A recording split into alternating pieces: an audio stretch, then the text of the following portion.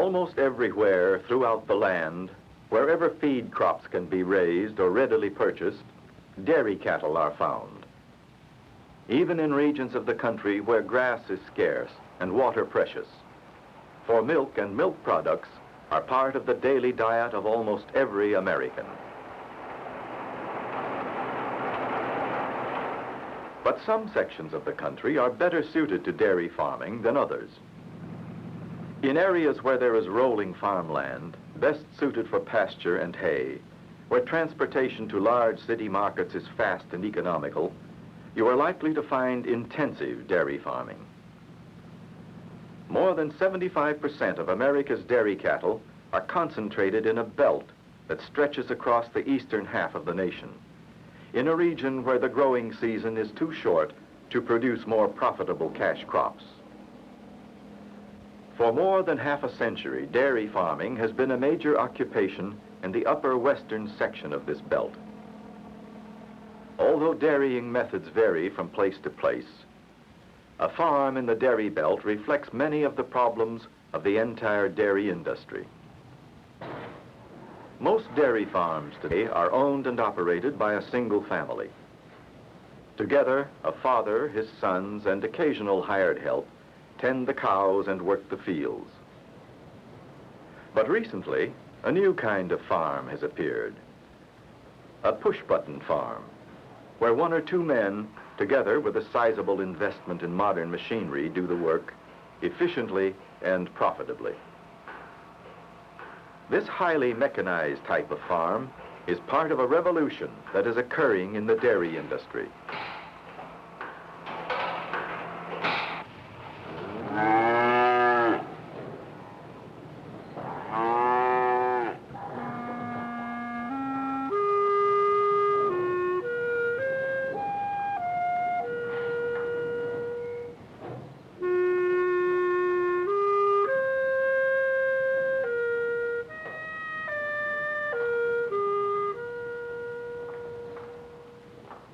More than 360 acres of land and a herd of 86 cows.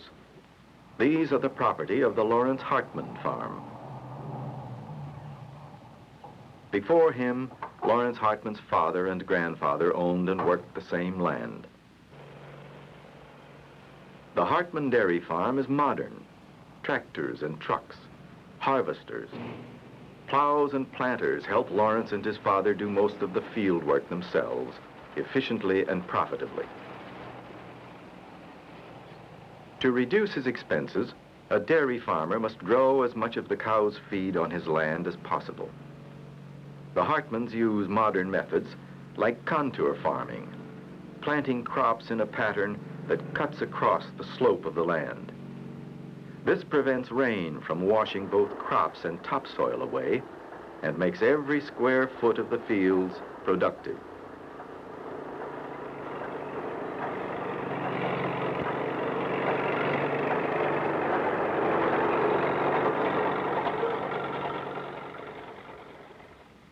The work on a dairy farm varies from season to season, but one daily chore is the same throughout the year.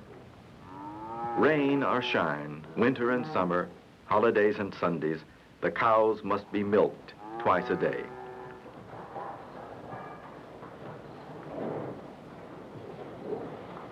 Milking time is feeding time.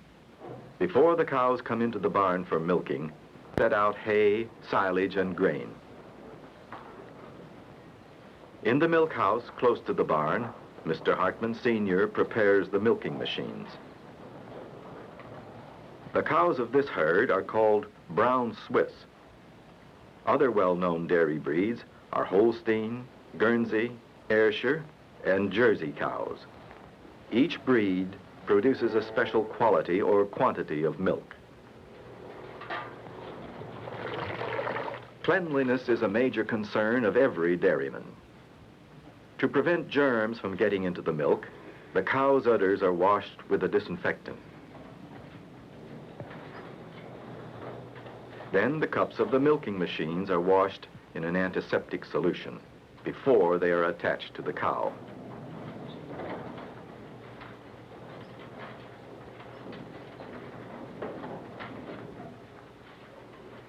When Lawrence Hartman's father began dairying, each cow was milked by hand. Today, with modern equipment, the Hartmans are able to clean, feed, and milk more than 80 cows in less than 2 hours. To produce milk, a cow must first bear a calf. And there are always young calves on the Hartman farm, a new generation to add to the herd. There's a new generation of Hartmans on the farm, too. Brian and Rhonda are too young to do heavy work, but they are learning some of the chores that keep their father and grandfather busy from sunup to sundown.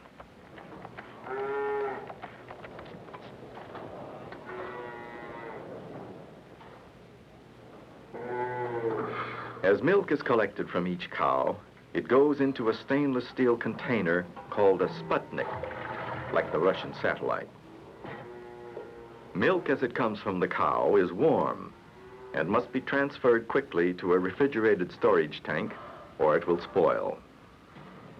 Most of the cooling and storage equipment on a modern dairy farm is run by electricity.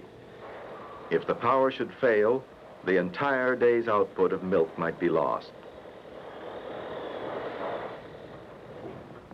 After milking, the cows return to pasture, and cleanup begins in the barn and milk house. Each piece of milking equipment must be clean and ready for use again next morning. Finally, time for supper. Few men in business work as hard as the dairy farmer, for even at the end of the day, there are chores to do. Like every businessman, Lawrence Hartman has paperwork, bills to pay, and books to keep. He keeps a record of the birth, illness, and production of every cow, notations on the yield and cost of each crop, along with the income from the sale of his milk. In spite of long hours, hard work, and many problems, the Hartmans are satisfied with their way of life.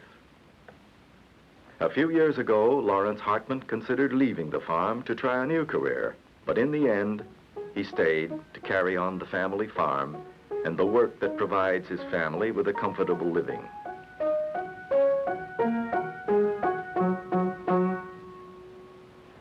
Bedtime? Brian's ready, but not his dad. There are few moments in the day that a dairy farmer can call his own. Even at night, there is usually some detail that requires attention.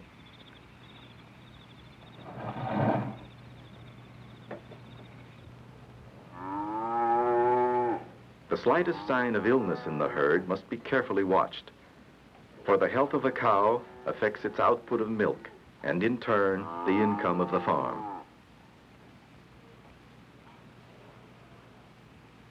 The cows in the Hartman herd represent an investment of thousands of dollars. It is only good business to protect this investment.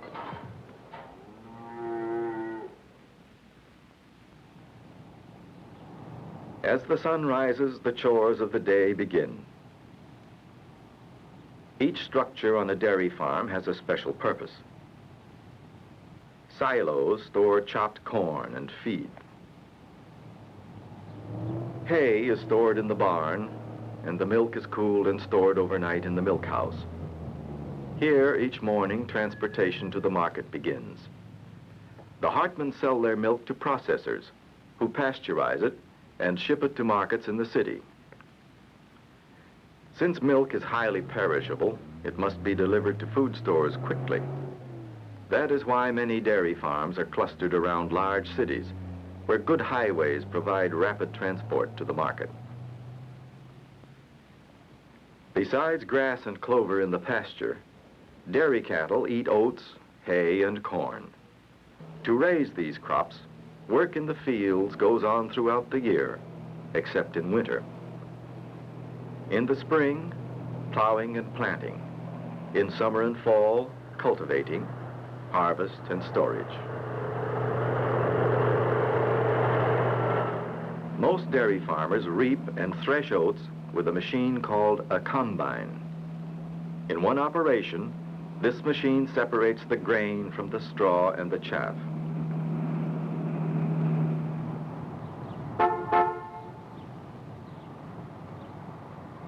A trip to town is almost a daily event on the Hartman farm. The market town is only a few miles away. Although dairy farms are generally located some distance from urban areas, farm families need many of the same goods and services as city people.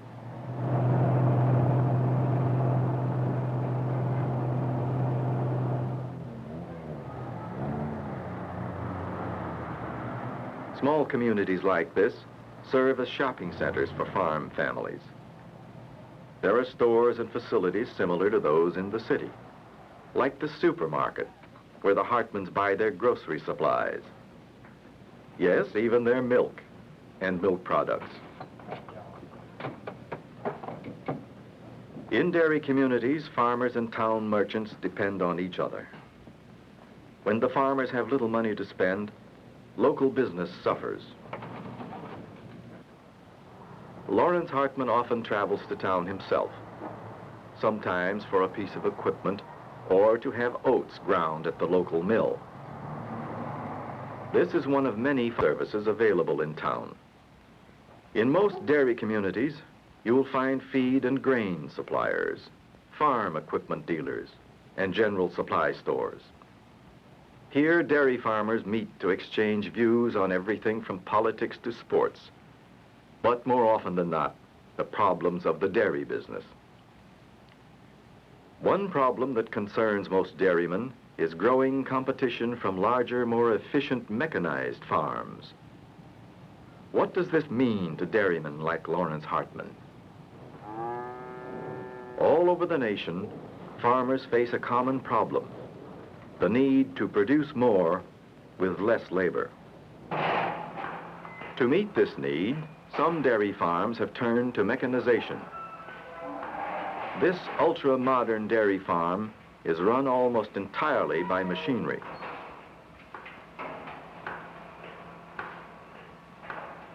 In this mechanized milking parlor, one man can milk the entire herd without help. Such farms are still few in number because they require an enormous investment in labor-saving equipment. Milk flows directly from cow to refrigerated storage tank automatically and efficiently. On this farm, even the land is used economically. Pastures are eliminated and the fields are devoted to feed crops instead of grazing.